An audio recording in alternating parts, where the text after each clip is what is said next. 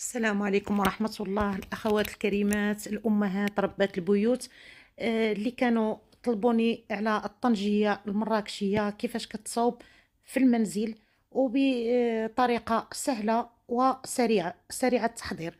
كناخدو إن شاء الله اللحم على حسب الأفراد اللي موجودة في البيت.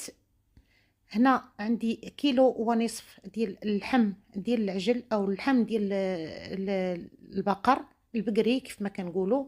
عندنا الحامض مصير، عندنا نصف كأس من زيت الزيتون مع معلقة كبيرة ديال الكمون اللي دققناه ماشي مطحون مزيان.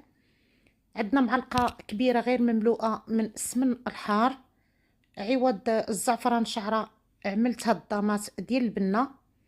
وعندنا رأس ديال الثوم اللي نقعتها في الماء حتى خرج منها التراب وصبحات نظيفة. كنديروا الحيمات في طنجرة الضغط، طريقة سهلة وسريعة. الى تشهيتو ولا عشقتو شي نهار الطنجية المراكشية غنعملوها او نديروها في المنزل. بعد ما من طبيعة الحال غسلنا اللحم جيدا، كنضيفو هاد الراس ديال الثومه صغير ولا كبير. الحامض مصير اللي معروف في الحامض كيكون فيه واحد كميه من الملح.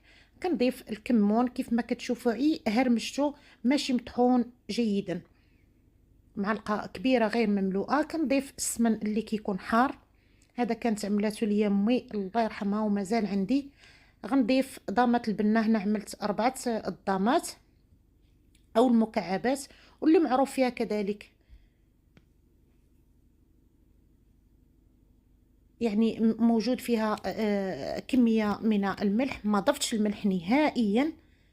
وغنضيف نصف كوب من الزيت، ثم غنضيف الماء الفاتر حتى كيتغطاو لينا القطع ديال اللحم اللي عندنا. ثم كنوضعوا الغطاء، كنقفلوا الكوكوت او طنجره الضغط. من بعد ان شاء الله غنوضعوها على نار مرتفعه.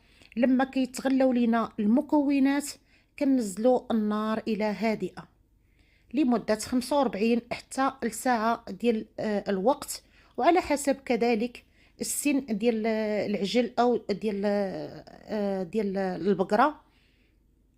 وبالصحه والراحه، وكنتمنى هذه الوصفه تنال الاعجاب ديالكم. الى فيديو قادم ان شاء الله.